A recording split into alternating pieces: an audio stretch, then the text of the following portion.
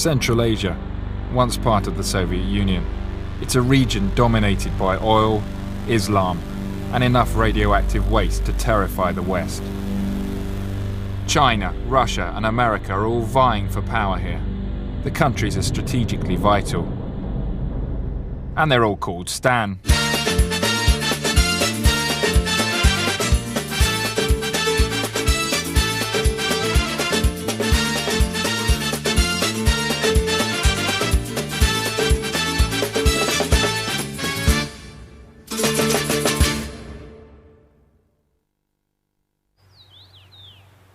This is Kazakhstan, the largest of the Central Asian countries collectively known as the Stans.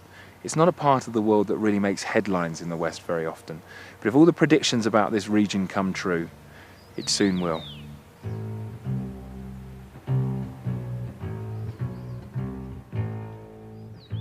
Our guide in Kazakhstan was Bayan. Almaty is really a safe place just to live. It was very comfortable. It is very comfortable, beautiful. But this was to be no typical package holiday. Our first stop in the main city, Almaty, was to potentially one of the most dangerous places in the world. This used to be a secret Soviet biological weapons factory. The Kazakhs were in no hurry to close it down. Now it's a plague research centre. So where are we going now? Museum of Life Culture. The Museum of Life Culture. Okay, and this is where you keep your stocks. Наши особо опасные микроорганизмы. Anthrax? Да. And these? Plague. Plague? This plague is in here. Plague. That's a lot of plague. Yes. Okay. Это всех то же самое замок. Hold your breath, everybody. So this is anthrax in these 4 canisters here. Да. So that's anthrax. What do we have there? This has just been... Oh. Did you try and touch the anthrax there, Simon? Certainly not. What is this? Tulirimia, Francisella tularensis. Have we heard of that? I haven't heard of that. What is it? What sort of is that a nasty disease? Младшая сестра чумы. Так, образно. The plague's little sister. A lovely description you have for it. Did you say it's much more attractive? Is that what they could You made that up. In the next room, one of the 100 types of bubonic plague they keep here was being tested on a guinea pig. So how quickly will that take to act on the animal? Если белая мышь, то она погибнет на 30 дней. In 3 days it will be very ill, and in 5 days it will be dead. Presumably, the little raised platform there is to stop anything escaping. Not entirely confident about that.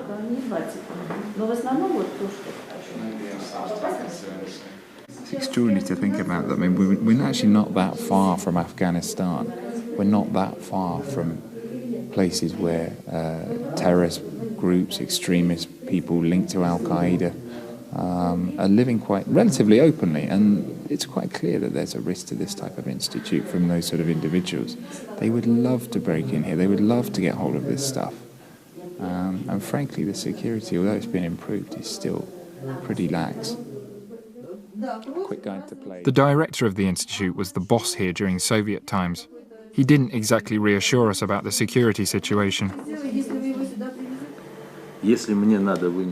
If I want to spread a virus, as a scientist I can infect myself, go outside, infect other people with the virus, and then I can cure myself.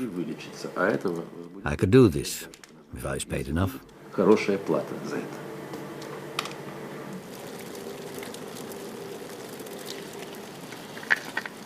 It's not asking too much of a highly committed terrorist to scale that relatively low fence, get in here at night. There's no evidence, there's no CCTV cameras that we can see. There's no security patrols, there's no attack dogs or anything like that. It's hardly inconceivable to imagine that people who are prepared to fly planes into buildings would be committed and able to do that. They certainly would be willing and able to do it. And what's really worrying is that there are other institutes just like this in Kazakhstan which aren't as well defended, they're not as well protected. This is actually one of the better ones. After thoroughly washing our hands, it was time for lunch at the first shopping mall in Central Asia. This is not the Central Asia we were expecting. Oh no. Has it been a gradual process of change, or has it come as a shock to people? At first, people were very excited.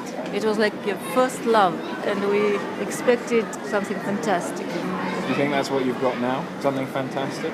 I think we got what we deserve. Like many in Kazakhstan, Bayan's family was affected by the Great Terror led by Stalin, who used force to cower the Kazakhs into accepting Soviet rule. My own relatives,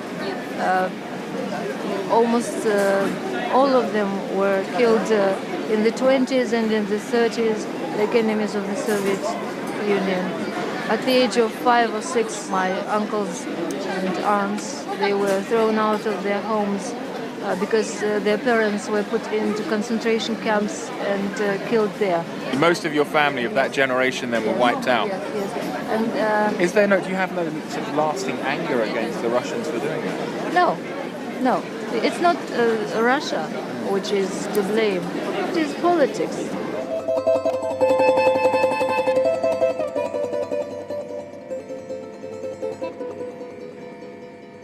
The future of Central Asia lies in its vast oil and gas reserves, the largest untapped energy reserves on the planet. Not surprisingly, Western oil companies are flocking here. We started a long journey across Central Asia in the far northwest of Kazakhstan at a British-Canadian oil field. We're very lucky to be here today because they've just struck oil. Last night, they finally got down to the right depth. The oil has started coming up. Some of it's flaring off over here, clouds of smoke coming off. But really, this is why Kazakhstan is so important. There's these wells being drilled all across this vast land now in the hunt for oil. Kazakhstan is witnessing a black gold rush. Next to this oil field is a Chinese-owned one. When foreign oil companies first came here, they secured lucrative deals, and now the authorities want a bigger piece of the pie. But corruption is rife, and many doubt the oil wealth will ever filter down to the people. I'm thinking that it is really fascinating and it is so interesting, but at the same time, oil is politics.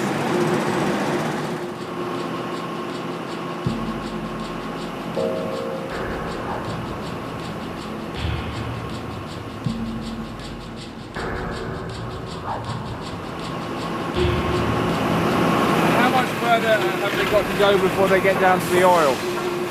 We've got about, in this well, about another 1,000 metres to drill. Okay, so how long is that going to take before you get down there? I would say in another 3 weeks. 3 weeks, and then you strike oil? Yes. Okay. 3 weeks. Hopefully. I'm fairly certain that we will. Unfortunately, maybe we have already created another god, which is not gold but oil.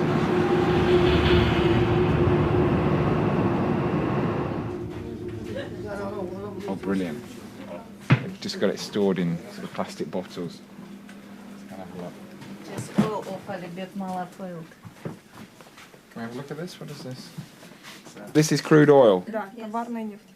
So this has just come straight out of the ground. Yes. It just looks like flat Coca-Cola. Она выглядит как Coca-Cola. I thought it was supposed to be much thicker and, you know, more like sludge. Нет. Нет. This is it. This is the real thing. Goodbye. До свидания. До свидания. Давай. Bravo. Давай. Yeah, it's quite a bizarre experience, though, just to be helicoptered in to the middle of nowhere, see what they're getting out of the ground for all of us. Not just for, I mean, most of it's not for the Kazakh people, it's for people in the West. And they've barely begun, it's a very new field already. Already making their mark, extracting as much oil as they possibly can. Before they struck oil, much of the Kazakh economy relied on hunting for caviar. But the Soviets overfished, and the caviar-producing sturgeon are now dying out. A few hundred miles south of the oil field, Abish Bekishev, one of the country's caviar experts, took us to where the fish used to be plentiful. We invented a new kind of trap. As the fish swims through, we pull, he's caught, and there's your fish. We used to throw in about 200 of these lines at a time. 1, 2, 3, 4, 200. 200 петель.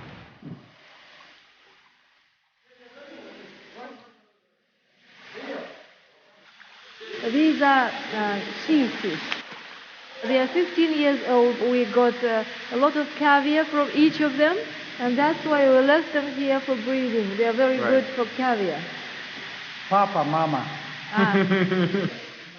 While the famous sturgeon heads towards extinction in the rivers, fish farms are seen as the potential saviours of the caviar industry. Does he think this experiment will work? Does he approve of it? Yes, it's economics. We'll always need these fish. Poor thing.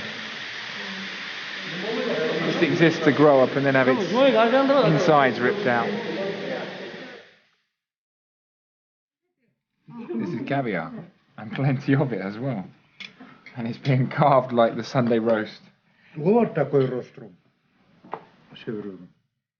And as two of the world's experts on caviar, is this a good way to put it on? Do we need more on here? A little bit less? What would you say? More caviar? Ooh. More caviar. Oh, look. Ooh. So this is the way to do it?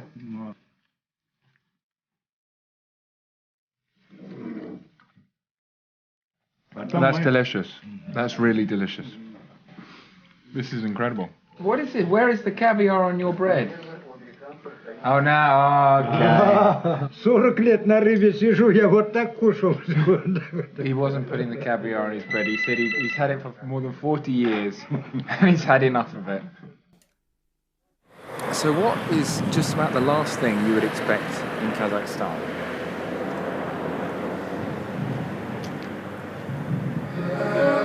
Four pints of Guinness? Guinness, no. No Guinness? No Guinness. Sorry. Do you know how far we have come for the Guinness? Murphy's, I think, then, please. I can't quite believe that this place is here.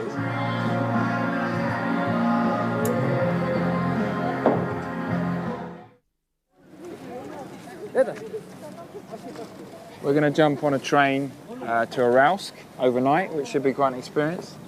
At the moment, the primary thing we have to do is make sure these guys don't run off with our bags, which apparently they have done in the past. It's the first time in the whole country we've been really hassled. Everyone else has been very welcoming. This guy's just tugging at us now. He's completely harmless, it seems. Okay. Это турист. But just persistent. Это. Non-stop. мелочь, да? Нет, нет. We've missed the train. Just watch your back, all right? The police then turned up, not to save us from the crowd, but to arrest us and take our camera. Just a word of warning for anybody else trying to travel by train in Kazakhstan. They leave early. They're not late, they actually leave early. Half an hour early. We're stuck in this tiny town of Aktabay for the night. So what do you do on a night out in Aktabay?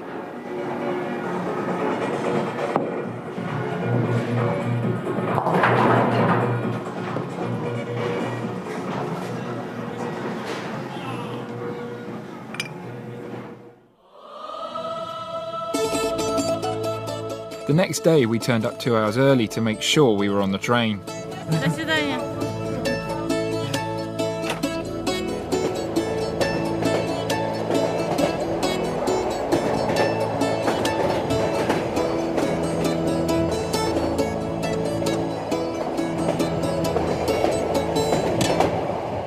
Now look at this great food, and this appeared within about 2 minutes. I was asking for it. It's really delicious. British Rail, take note. Well, this is the cheaper bit of the train from Moscow to Almaty, but it's still fairly comfortable. Lots of people sleeping, lots of smelly feet. There are many ethnic Russians still living in Kazakhstan, and this train takes thousands of them to and from their relatives in Moscow. Things are all right at the moment. See for yourself.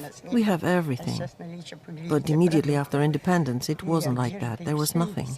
Now there is food, there are clothes. This means a lot to us.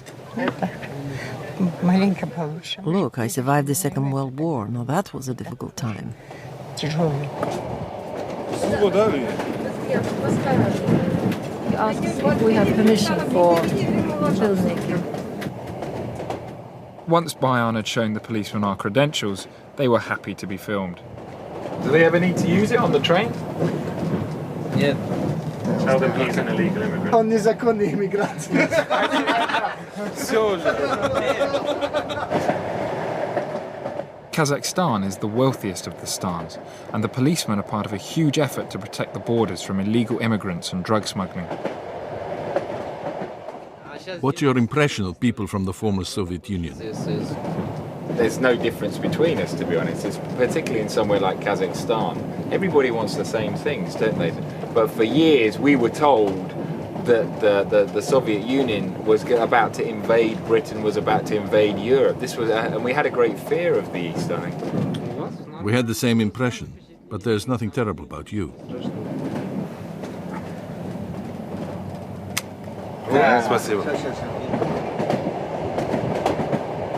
So these are the great Kazakh steppes that go on for hundreds and hundreds of miles.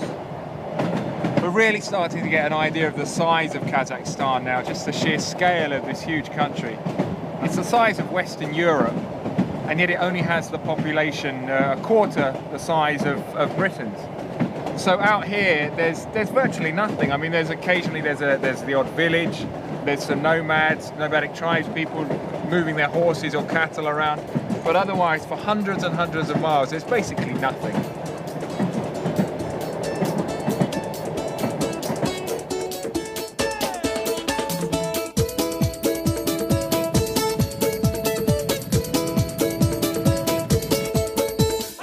We've got a flat tire.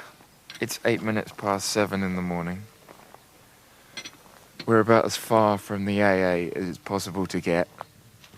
It's absolutely freezing. I haven't got any more clothes to put on, but I think... This is for you. Because No, I'm all right, honestly. Is this the camel hair jumper? Yes, I bought it for my... For your phone? It's absolutely new, brand new. It looks like a bit... From camel hair. It's lovely. Oh, no, from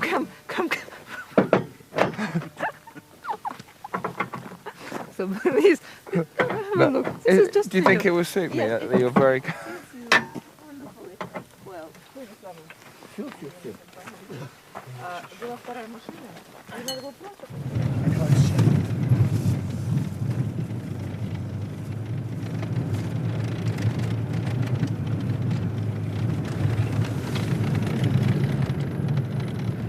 We're driving across what used to be, just a few years ago, the sea. We were driving across the seabed. There's camels around us, and over here there's rusting old ships that have just been abandoned.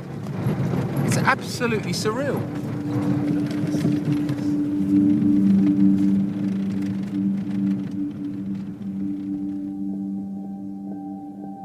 The Aral Sea used to be the 4th largest inland sea in the world, but in the 1960s, communist leaders ordered that 2 huge rivers which fed it should be diverted to irrigate thirsty cotton fields.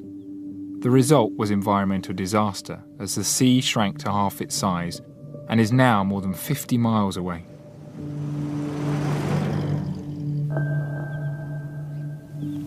What we're told is that the sea started to vanish, but the locals didn't realise how quickly it was going, and by the time they realised, it was too late, and all of them were stuck here. I mean, how many are there here? There's 2, 4, 6, 7, 8, 9, 10, 11, 12. It's at least a dozen boats here.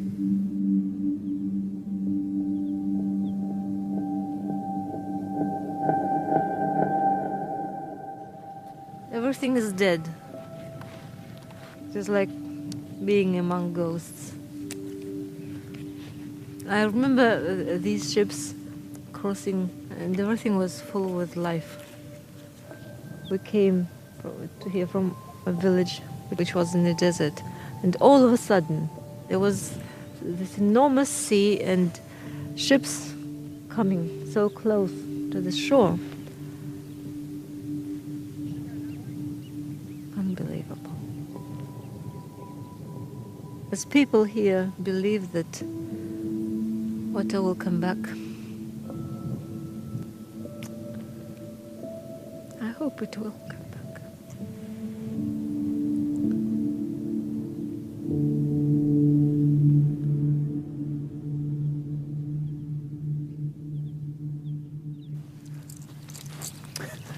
This is what remains from the sea.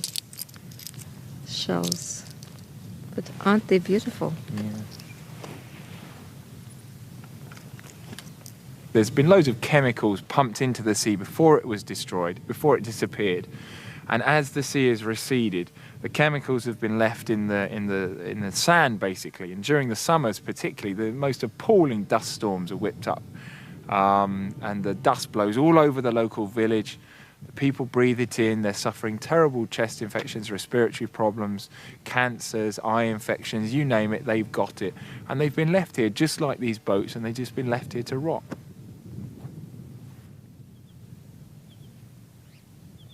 The sea stretched from here to over there. People were fishing everywhere. There was lots of fish, especially in May and June. People were catching 500 or 600 tons during those months. We went to the nearby village, which was once on the shores of the sea. The locals used to be fishermen, but now they breed camels to survive.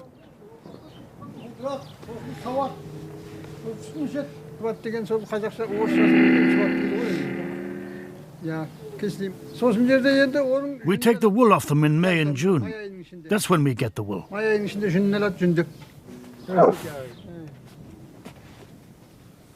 I'm not convinced I have control of this camel. Oh, no. Oh.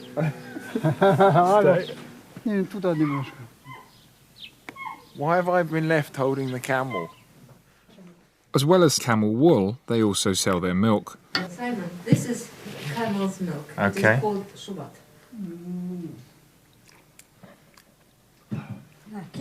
It tastes alcoholic. It's fermenting.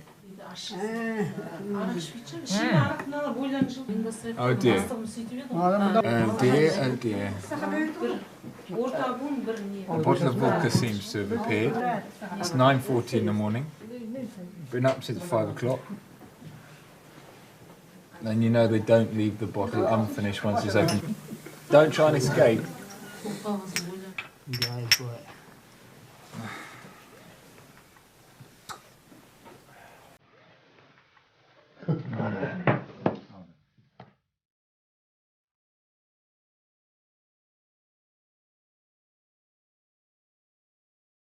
We've just suddenly come across this old Soviet missile testing site, as you do when you're in Kazakhstan. There seem to be quite a few of these type of places. It just looks like some sort of a post-apocalyptic movie.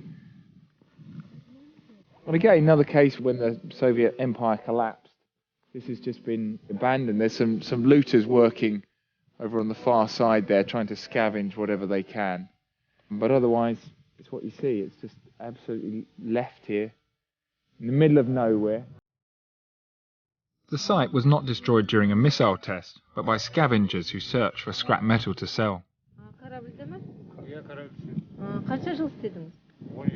This man was a sailor at the RLC. He worked for 17 years at the ships that we saw. This young man, he said that he's too young and he has never seen the sea, the RLC. He only heard about it.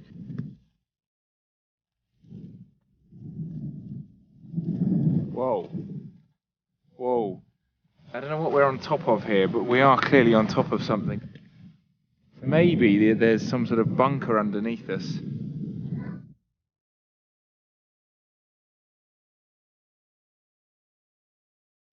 Around Uralsk there were 12 military places. So bases of one type or another? Yes, 12 of them. 12 of them in this region. and they've all gone. And now look, we've got an oil, it looks like an oil train, which is really the future for Kazakhstan, isn't it? Maybe. Well, if all the predictions have come true, Kazakhstan should be one of the 10 richest countries in the world. Then you're welcome.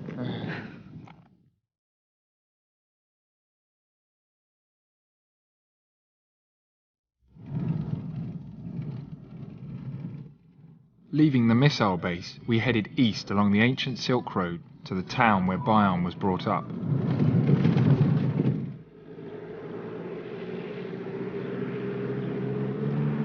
We've just come to this small town here, and one of the first things we've seen is this very colourful poster with President Nazarbayev surrounded by a group of happy, smiley children. It's a little bit odd. Suddenly to find this here. There's no other advertising or anything like that, and so the entrance to the town, it's very prominently displayed. It's actually a little bit creepy. The president just constantly needing to reinforce his power base and remind people who he is and that he's out there running the country. You need a translation, please. Yes. It's called Kazakhstan is our country, is our homeland. And here you see children represent nations of Kazakhstan, but not all of them, because there are more than 100 nations living in Kazakhstan. This village was populated mainly by political prisoners and intellectuals sent here from all over the former Soviet Union. In this village, my family arrived in 1957. I remember political prisoners. They were extremely intelligent people, musicians and scientists from Leningrad, Moscow, from other countries. I took piano lessons, and my teacher was a daughter of the governor, of the Russian governor, a well-known person. And she was an aristocrat. So there were so many interesting people living here at that time.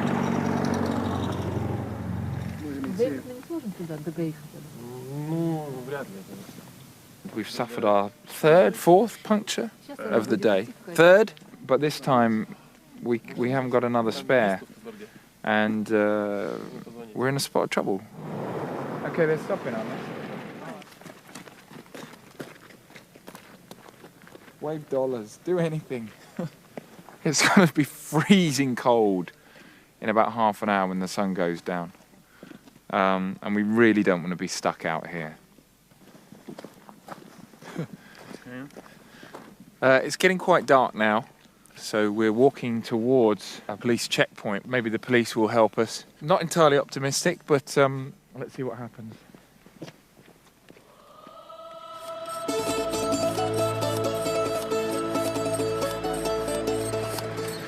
Right, we've had to abandon the van at the police checkpoint, but we've got a ride into Kyrgyzstan, the local town.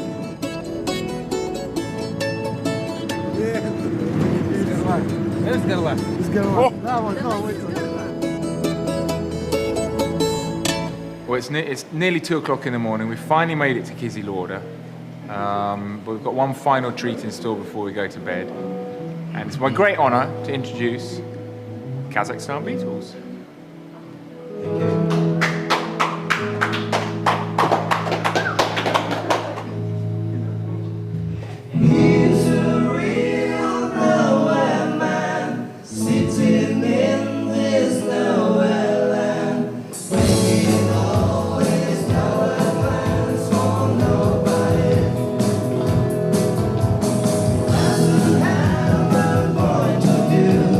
Knows not where he's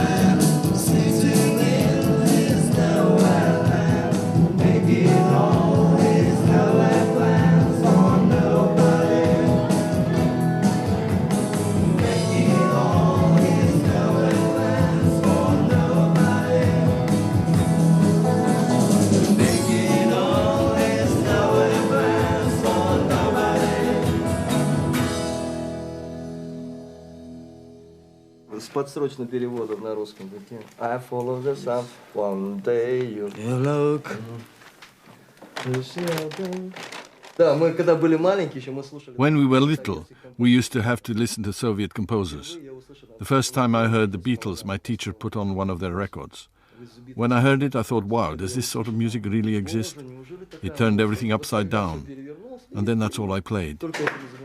It's a dream for me to go to Liverpool, to go down Penny Lane, Strawberry Fields.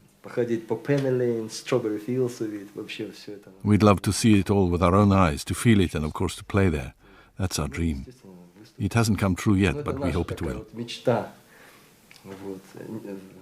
We'll be good enough to play there. This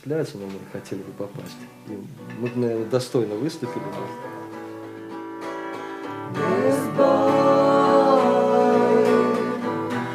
took my love away. Oh, he'll regret it someday.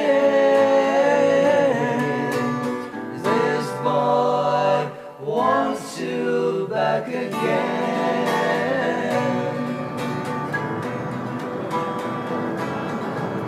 This boy.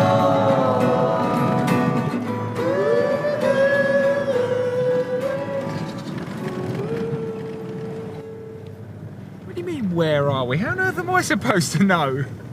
Where are we, Marat? We nearly there?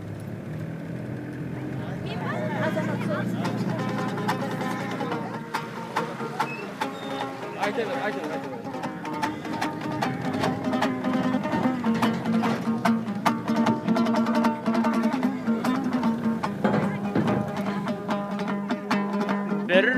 Tez bobedim tamak batmay, men turmun sodan ber tamak batmay, şanımda tesenetin özün eken, sağına baynalayın aynalayın jirşe meni.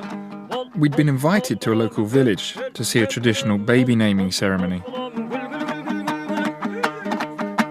Sağınış ben mütsen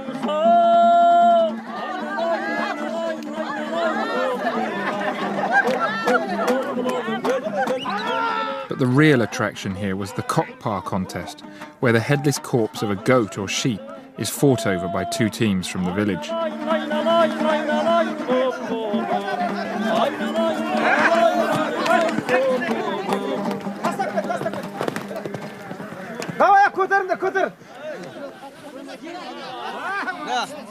Oh! I feel like this is about to take off underneath me.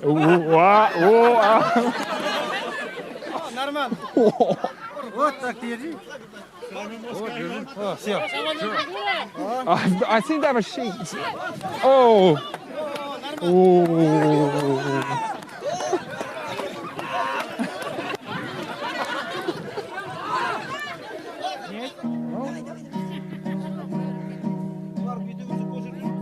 And then dinner in a traditional Kazakh yurt.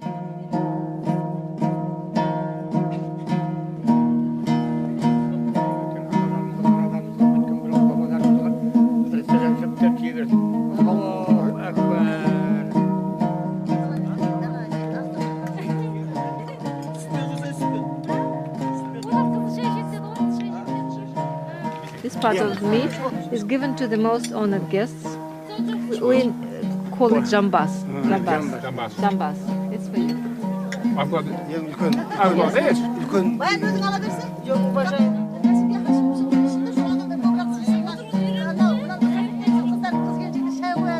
I'm quite keen to pop outside and wash my hands now, because to keep the sheep under my leg when we were playing the game, I had to hold on to its testicles. So if I could at some point wash my hands, that would be nice. Yes, of course. If that's okay. So you just ate dinner with your fingers? Yeah. So I'll be off to the hospital in the morning then. No. You will not, because there was a prayer before. Food, You're right. There was a prayer. And that will protect me? Yes, of course. Let's hope so. We'll find out later.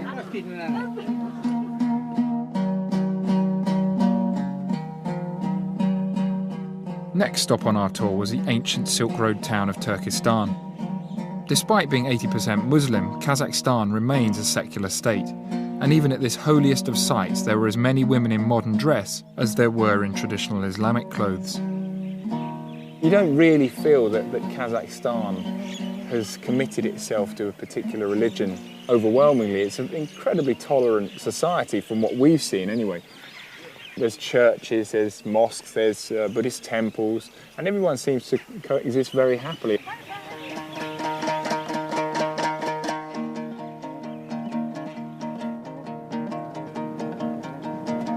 Gashish. Sorry? Gashish. Hashish. Gashish, yes. Пойдем покажу.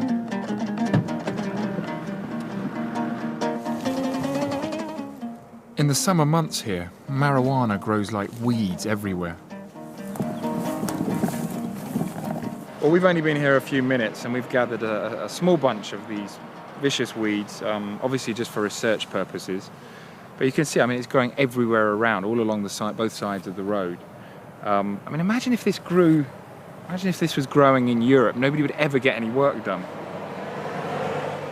People stop and just pick up marijuana? No, usually we never do it. It seems very strange to us coming from Europe, because most of the middle class in Europe seem to spend half their time trying to get hold of marijuana. And here it's just growing by the side of the road in great clumps, and yet you don't all really seem to be smoking it. You've got better things to do with your time. I suggest such people just come to live in Kazakhstan, work here, and try to survive, and you will have no time and idea to pick up this nonsense. Bayan was keen that drugs should not be our last impression of Kazakhstan, so she took us to see what she believes is the country's future. Bayan works part-time at Central Asia's first ever ostrich farm. Female ostrich lays 80 eggs between March and October. 15 people can eat fried egg like that. 15? It will be, yes, 15. It will be enough. The hope is that these birds, imported from Africa, will flourish in the arid wilderness that makes up much of this vast country.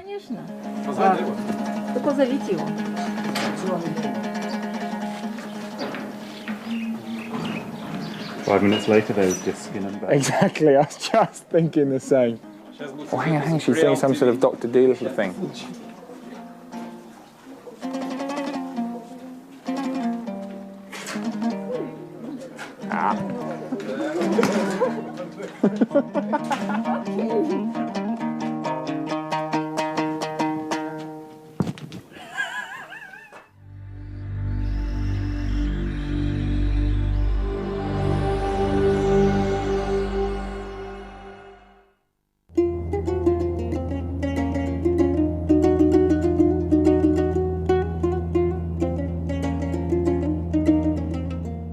On the eastern edge of Central Asia, bordering China, lies Kyrgyzstan. As we arrived at the airport, we were treated to the famous Kyrgyz hospitality. The government here is the most welcoming of all the Stan's countries, and as a result, Kyrgyzstan finds itself hosting the world superpowers as they battle for influence in the region. There aren't the natural resources here like in neighbouring Kazakhstan, and it's a country that few in the West have ever heard of. 22-year-old student Kadir had agreed to show us around. Foreigners, they probably look at the map and see that it's close to China, it's like right, Central Asia. Not far from Afghanistan. Not far from Afghanistan, Pakistan, and they probably, think that it's, very undeveloped country. Let's get it right with the pronunciation. Well, you want to say it Kyrgyz way? We want to say it the right way. Kyrgyzstan. Okay, let's say it the Western way. Kyrgyzstan? Kyrgyzstan. Well, we expected, I think, in all honesty, Kyrgyzstan. Is that right? Yes. I'm going to be really paranoid about this now. Kyrgyzstan to be a lot smaller, more small-minded as well, more parochial. Because it has the smallest population of the countries we're visiting. And also because, in truth, not many people in the West have heard of it. We're being pulled over again.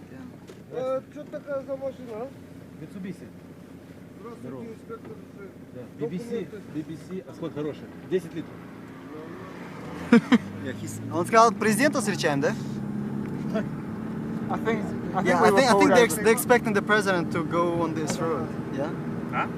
I think they're expecting a president to go on this road. That's why so many police, traffic police. But did he also pull us over because he liked the vehicle, didn't he? He said, "Why it's so dirty?"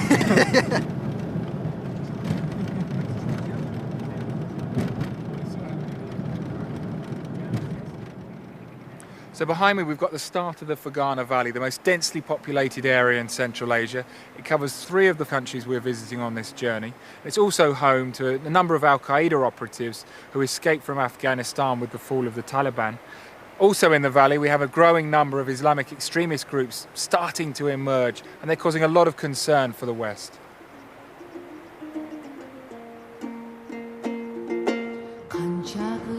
"5 million people live in the valley. Islam is dominant here, not just spiritually, but politically. The threat from Islamic militants in Central Asia is growing. We travelled to the southern city of Osh, where these illegal posters had been put up by the banned Islamic group Hizb ut-Tahrir, which is becoming active across the whole region.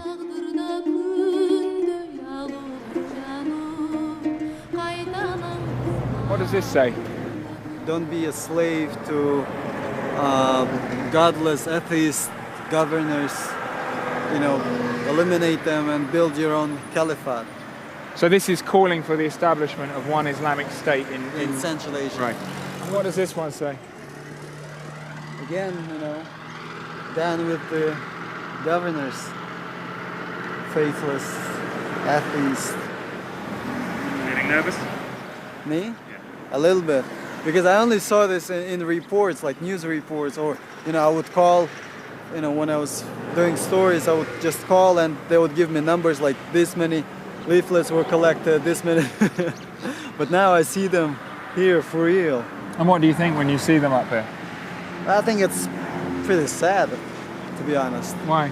Because, you know, I mean, isn't Islam democratic? I mean, they're saying that, you know, that democracy is not for our people. But I think that democracy is the best we can get. I mean, we should get.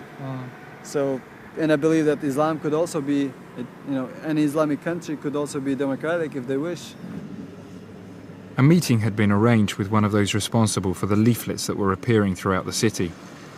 Just possessing these leaflets can lead to a 10-year jail sentence. Those who put them up face an indefinite jail term. But this member of Hizb ut-Tahrir was keen to talk. Not wanting to attract the authorities' attention, we drove to the outskirts of town. They're all the same, English and Americans. They used their armies to crush Muslims. They wanted to inflict fear in Muslims. They wanted to show them that America or the UK has got the best army. America wants to dominate the world, but it'll never happen. America would die. Why? Because there are 25 million gays, more than 4 million lesbians, 17 million drug addicts, and many people who live in poverty. And what will America teach us? Do they want to make us gay? Are women lesbians? For us Muslims to live according to such rotten laws as so-called democracy is forbidden.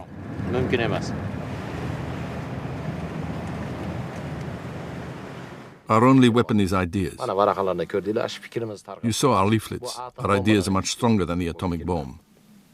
At the moment we don't have an atomic bomb. But we rely on Allah. And if Allah wishes, we will have it.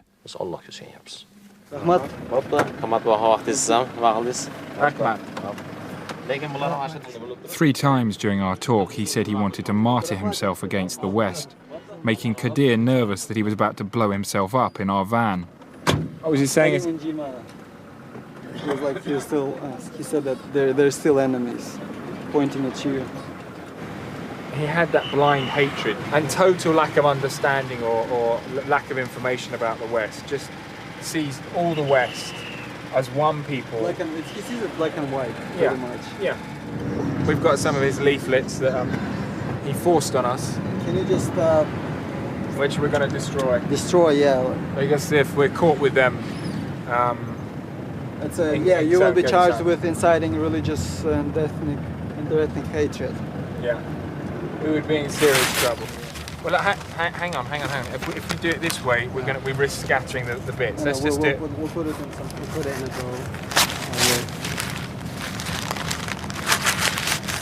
It's just best to get rid of it as quickly as possible. We're still working out how to get rid of our banned leaflets, which will get us put in jail for 10 years. And they really are considered, even possession of them is really considered a crime here in Kyrgyzstan. People are arrested, they are jailed for having them. Keep it under the van. Keep it under the van. Seriously?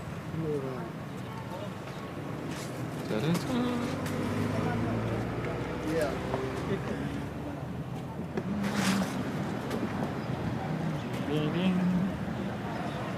Sorry, friends of the earth.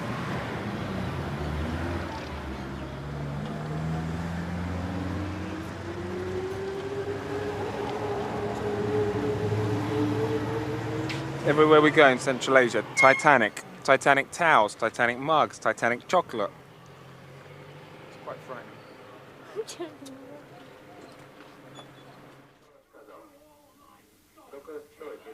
We're watching Titanic, which has been broadcast on the Kyrgyzstan national TV network. Strangely, along the bottom, it seems to have widescreen version for Academy Award voters, which may mean that it's actually pirated, quite shockingly. What's particularly good on the Kyrgyzstan version of Titanic is that they have one guy doing all the dubbing. So it must be great to watch if you don't understand English. You really must get the emotional heart of the film. Jack, roll.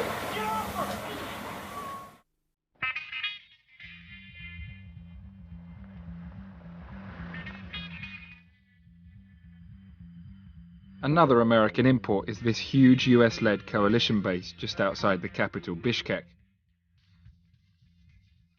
The Kyrgyz government says it wants to help the US in the war on terror, and the base is used to fight the ongoing campaign in Afghanistan just a few hundred miles south.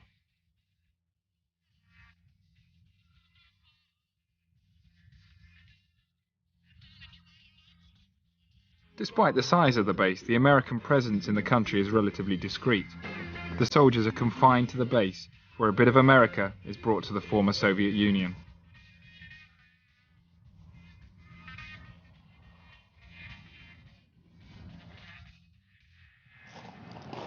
Feel strange? A little bit. Because Americans or foreigners are in charge of this land. This is part of some sort of a game between big powers, so that's probably the reason for the base to be here. But we're really lucky to be here right now because now that the weather's getting warmer, every tent is getting a little deck built. Ours just got built yesterday. Captain Ortez is based in Germany, but has now been in Kyrgyzstan for 7 months. She showed us around her living quarters, which she insists are temporary. Where's yours? Right here. This is yours? The collection of cuddly toys is, I have to say, a little extraordinary. Okay. You don't really seem to be a representative of the omnipotent, all-powerful, all-conquering American military forces. You're the friendly side of it, aren't you?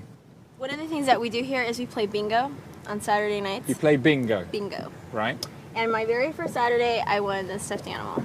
Right. This, our base exchange sells it. It says greetings from Bishkek. So of course I had to buy it as a souvenir. Once you get them, you got to display them, right? You've got lots of books here. What are the reading material? I don't know. What is this? They've all been sent to me. You have Confessions of a Shopaholic. You have a book called Good in Bed. My sister sent that to me. The Americans are the dominant force here, but the Dutch, Spanish, Danes and Koreans have also contributed to the coalition. Dutch military police, that seems to be their tent. Yes. It's good to see the Dutch have got their bikes, even here. I think we should go to the gift shop. Oh, you want to go? Oh, I forgot, the gift shop. Okay. This is a gift shop of Kyrgyz handicrafts, which is really lucky for us since when we don't get to go off base, we can't We can't shop downtown. It's sort of a taste of Kyrgyzstan here on base. That's not particularly Kyrgyz, is it? Donald Duck. You've even got Harry Potter. Is this official Harry Potter merchandising? I'm not sure. I haven't been in here in a while. What do you think you'll buy to take back with you? Well, I've already bought 2 chess sets, and I've bought one of the flasks with Lenin on it, and I'll probably buy a couple more souvenirs. I find it almost unbelievable that you're selling Lenin hip flasks on a coalition Air Force base in the former Soviet Union, and you have said, you've just confessed that I have you have one. bought 2 of these. And I have a friend who won one at bingo, and I'm pretty sure everyone has one. Captain Ortez, the world has truly changed. The Danes have sent several F-16s that fly daily sorties into Afghanistan. Can you just explain to us what? Maybe if we come back. We go around this way. Yeah. So what? There is that problem. You've just hit your head on a missile, Dimitri. It's not very safe, okay? What as long as nothing happened to the missile. Never mind his head. Expendable. But what have we got here in terms of the weaponry that's on this plane? Here we have a 500-pound laser-guided bomb, and it can hit the target on some distance with high accuracy. We have a revolving 20mm machine gun, and we are carrying 500 shots, and we fire 100 shots per second. 100 shots per second? Yeah. Extraordinary. The Americans fly special forces and supplies into Afghanistan from here in C-130 cargo planes. Hey, sir. My planes are right over that way if you want to drive, if you want to follow me. Oh, okay. We'll do that. Okay. Thank you. Hi, how are you? Hello, nice to meet you. Are we following you in that? Yes. No. Is that the Colonel's transport around here? Exactly. It's a distinguished vehicle. That's Colonel Miller, and he's the squadron commander of the C-130. So we're going to follow him, and he's going to take us to his aircraft. Okay. It's not the most dignified form of transport for a colonel, is it? It's not. And the ones that Why hasn't he got a driver?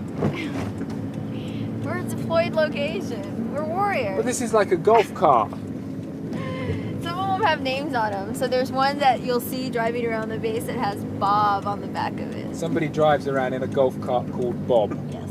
I worry about the state of the world at points like this. We have to find humor where we can. Indeed we do. This is very true. And we're finding plenty of that. The thing here is that you can film our aircraft as much as you want, but the airport just asks that you not film the mothballed ones relics, there. yes. They're embarrassed about them. These planes came online at the end of the Vietnam War, so some of these are actually Vietnam War veteran airplanes. And where have they been in the years since? We're based out of Abilene, Texas. This unit, and so really we're a worldwide unit. We've done service in Bosnia, we've done service in Kosovo, we've flown in South America, flown in Southeast Asia. So really these planes get around. How many planes do you have under your command? We have enough to get the job done. I can't give you the specific number because that is classified, but what I will tell you is that we're providing 24 hours, 7 days a week airlift support for Operation Enduring Freedom. This airplane can do a little bit of everything from carrying cargo to carrying people, and that's what we do. You know, our motto is you call, we haul. You call, we haul. You bet. And how long are you going to be here for? Don't know the answer to that question. Right. But I guess I always think of, I tell my guys, as long as it takes. Okay. So, you know. But America's making a commitment to this country and the region, it seems now, isn't it? Well, I think we're in it for the long haul. I think our president always says the global war on terrorism is not going to be a short-term thing. And I keep telling my guys it's a marathon, not a sprint. So, are you just beginning it? I'm probably on about the 12th mile. You've lived in the United States, you're a well-educated guy. Do you think they're going to just pack everything up and leave? Well, there have been speculations that they will stay here, as long as they can, because it was a after September the 11th, it was a great opportunity for them to get into the backyard of Russia.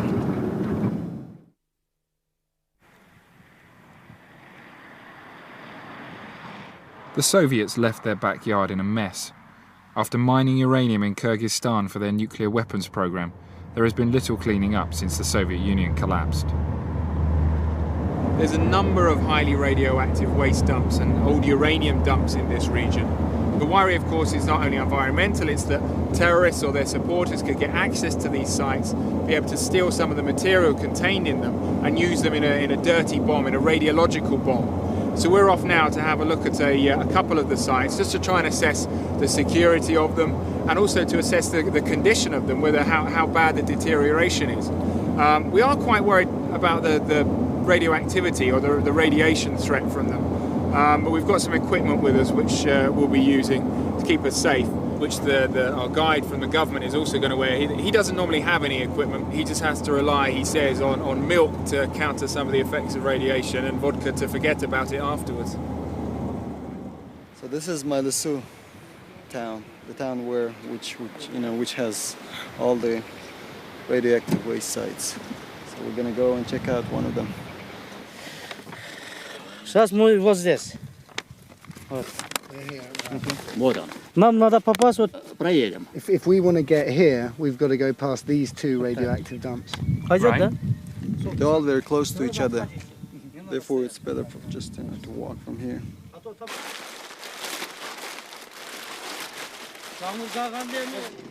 Well, the suits are really just to protect us from dust. They won't protect us from radiation as such, but they'll protect us from radioactive particles that just we might breathe in, might get lodged in our lungs. That's the thing we really need to avoid. And even just keeping them off our clothing, it would be pretty unhelpful if we got them covered in radioactive dust, particularly as the town we're staying in has no water. The local scientist makes this trip every week to take soil samples. He goes with no protective clothing and he has no Geiger counter. But this doesn't protect from radiation. Yeah. All this protects from is the dust. All right.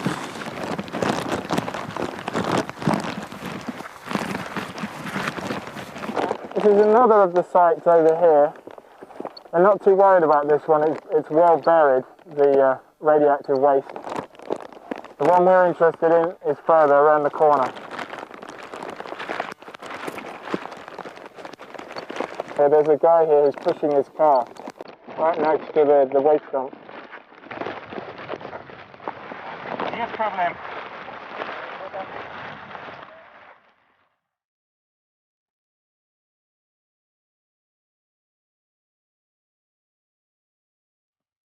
The Soviets buried radioactive waste and uranium in pits in this earthquake-prone area.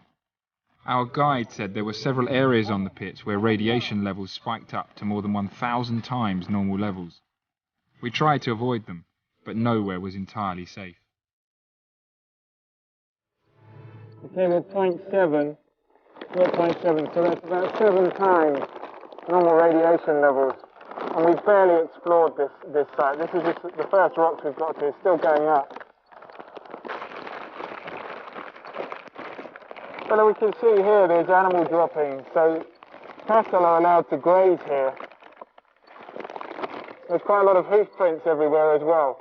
This is another great concern for the people in the area. And the food they're eating may well be contaminated as well.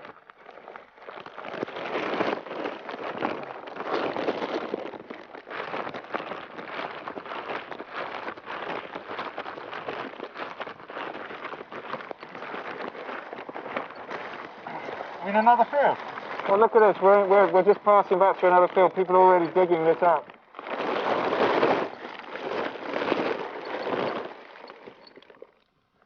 .64. And this isn't a hole that someone's dug. Yeah. It's still going up, and the longer we hold it there, it's now 0.72, 0.86. No. 0.9, 1.04. So that's 10 times normal background radiation. That's not very good.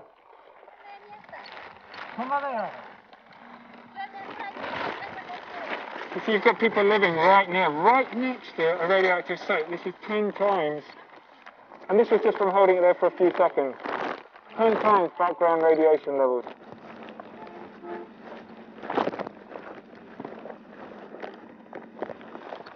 We've left the waste dumps up there and we're now going back to the cars, but really all around us there's dust, there's local people, and there's no security whatsoever. We've got more than a dozen highly radioactive sites here that even the Kyrgyzstan government is worried about. And the officials were always a bit hazy about whether there was any security or not, but now we get here, we see there's absolutely no security at all. There's not a part-time guard, there's not a full-time guard, there's not fencing, there's not barbed wire, there's nothing. And we were just walking through one of those sites and we can see somebody's been digging it up.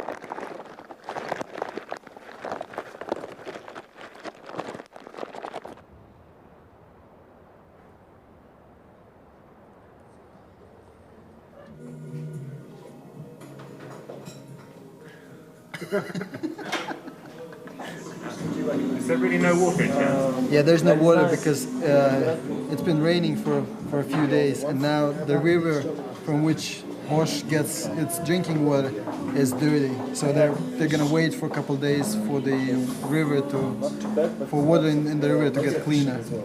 Okay. So there's no drinking water? There is no drinking water at the moment. With no water available, we were forced to order champagne. It's Soviet champagne. Even though the Soviet Union collapsed 12 years ago, we're still drinking Soviet champagne.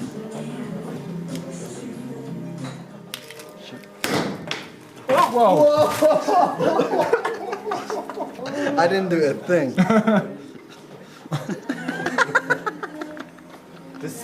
This champagne shows the power of Soviet Union, military power of Soviet Union.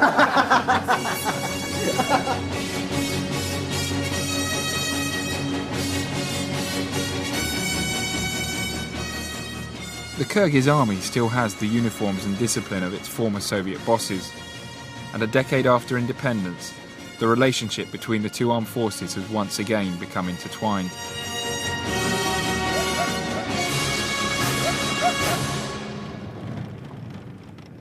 Yesterday we went to see an American military base in Kyrgyzstan, and today, again, something I never thought we'd be allowed to do or see.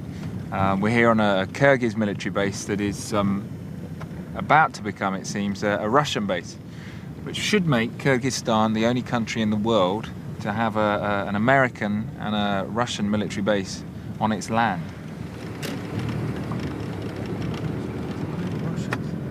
I mean, they were Russians. Those were Russians. They had Russian badges on their uniforms. This is the new great game. As well as having the American military here, the Kyrgyz have let the Russians back in as part of a collective security agreement. The Russians want to protect what they still see as their southern border from incursions by Al-Qaeda supporters. This plane here, are they Russian? Yeah, Russian. Right. The fighter plane, the fighter jets that we saw, They're Kyrgyz. They're Kyrgyz. Yes. Right, okay. Well, maybe we should stop here and can we just do a little... He doesn't want us to film here. Yeah, they're Russian planes, so we can just pass through. All right, so we can just pass by. Yeah, pass by. So what we've got here are some Russian cargo planes that are already seem to be unloading. It's what looks like Russian contractors over here, and engineers who are measuring up some areas of the airport, clearly for their own uses. The head of the base was none too pleased about our presence, and our guide from the Ministry of Defence had to persuade him to let us stay. But there was none of the charm offensive here that we'd experienced from the Americans. What proportion of the Kyrgyz Air Force is based here? Сколько человек будет с российской стороны, правильно? As we agreed, you just film it. We don't Мы talk. солдат. No comments from them. Okay, all right. The Russians are worried that the Americans are getting too much power and influence in the region, and the Russians want to secure their own power. So they're trying to make a comeback. When the base commander finally left, our Kyrgyz colonel explained why there is now a Russian and an American base in Kyrgyzstan.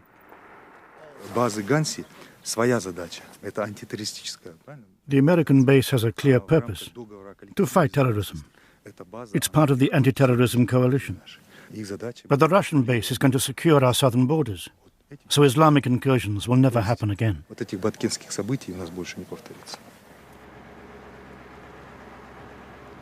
And which do you think the Kyrgyz people prefer? Do they prefer the Russians or the Americans?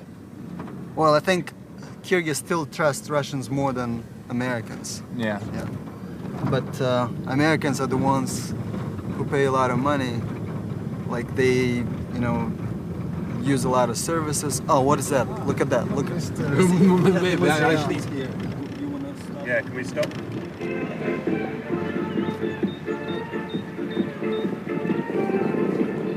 Last year we did have, demonstrations, protests organized by the opposition. Yeah. And Kyrgyzstan must be the only country in the region where, where opposition gatherings were allowed. Kadir, can we ask this lady here what this is for?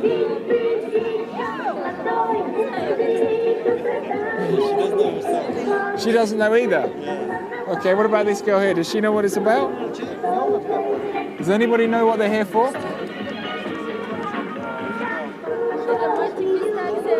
These ladies here, no? Yeah, it's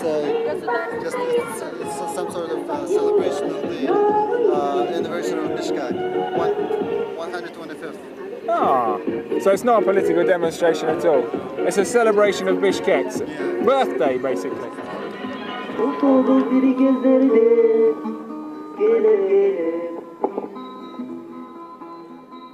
Bishkek was founded in 1825, but razed to the ground when Russia invaded in 1864.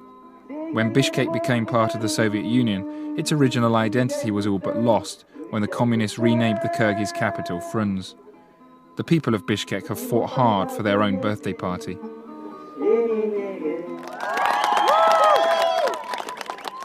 I'm 23. I will turn 23 very soon.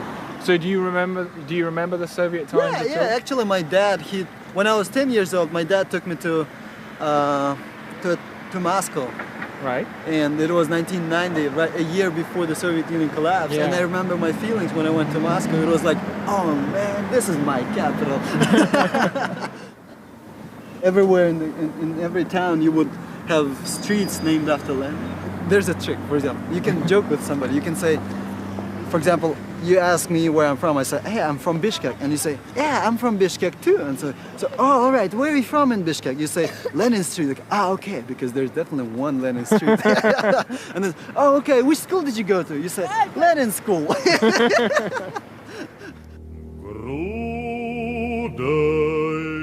The National Museum in Bishkek appeared to be a celebration of the country's Soviet past, rather than its recent independence. Kyrgyzstan has benefited a lot from the Soviet experience. Schools, industry. People don't seem to have the same dislike or distrust of the old Soviet Empire that they do elsewhere in the former Soviet Union. No. I mean, we're quite tolerant to our Soviet history.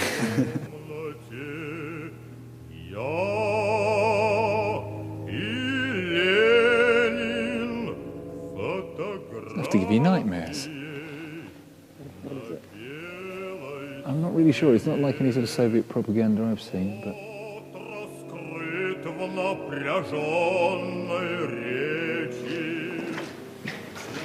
It's an American sitting on a missile. And it says, what does it say? No more Hiroshima. So clearly Americans here are portrayed as evil in the world. Yeah, it's not the most positive image of America, is it? Yeah. But it does look a little bit like George Bush in a way, doesn't it?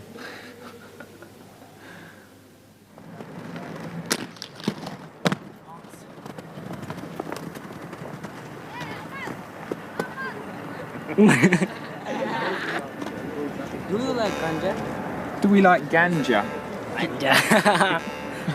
No, that is not a question I was expecting to hear. Rollerblading in Lenin's shadow. Yeah. It's very socialist. They're socializing.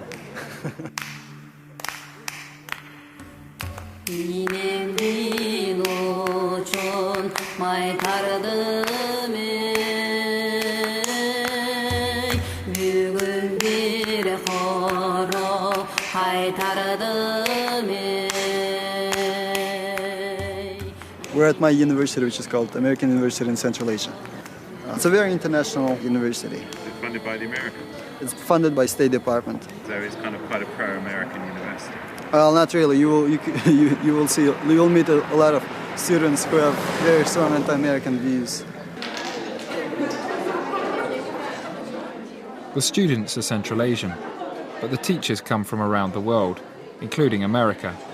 What are you lecturing in here? I teach politics.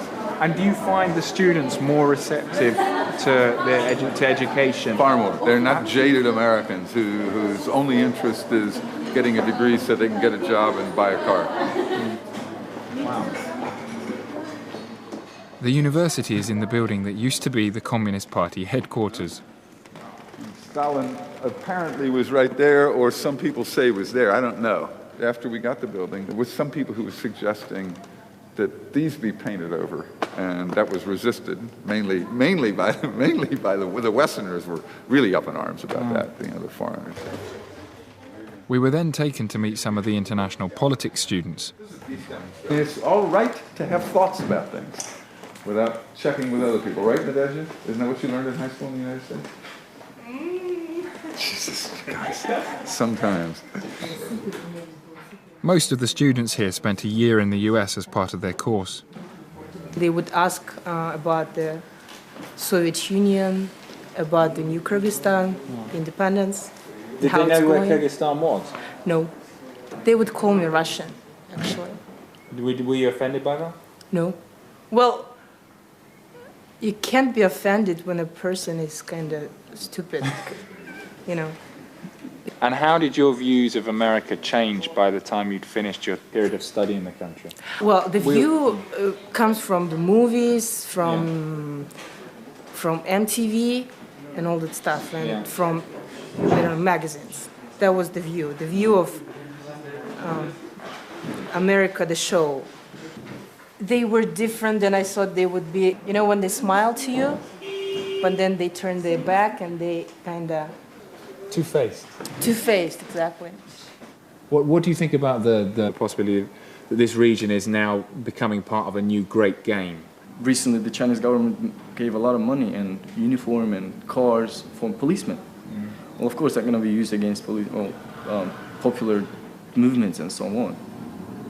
And Well, they gave them as a gift to the government. Well, that's exactly it. I mean, in exchange, they expect something from them. With our resources, with our government, it's awesome for us to be wanted by US, by Russia, and hopefully we will be wanted by China. I mean, it's great to be wanted. It's all right. You've got to go. Yeah. Thank you very much. You're welcome. Bye. Did you get this picture here? This is clearly Osama bin Laden. Saddam Hussein sitting on his knee. And this looks suspiciously like George Bush with a smaller George Bush on his knee. And we're in the American University, which is funded by the US State Department. And when they see that, was funded by the US State Department.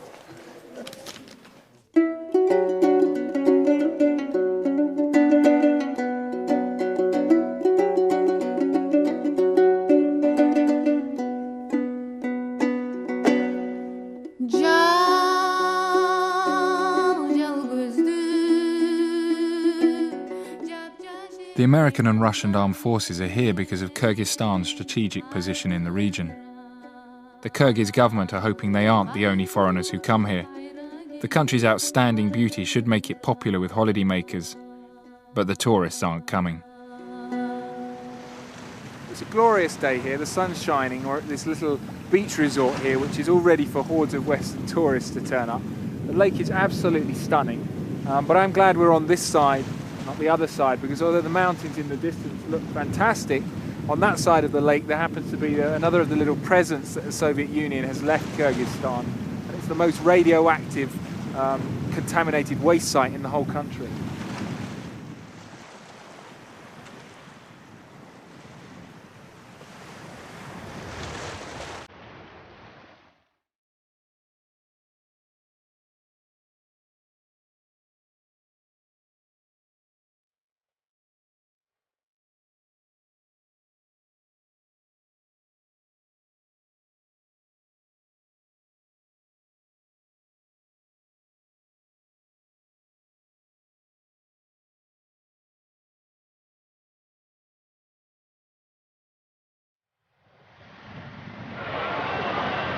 Jack, a rose.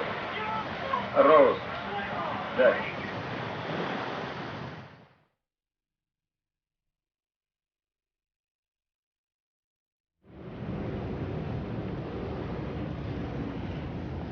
Ladies and gentlemen, we got something very special for you. The best Beatles cover band I think I've ever heard. They've never ever played outside of Kazakhstan. It's their first time in the United Kingdom. So can you please give them a Liverpool welcome?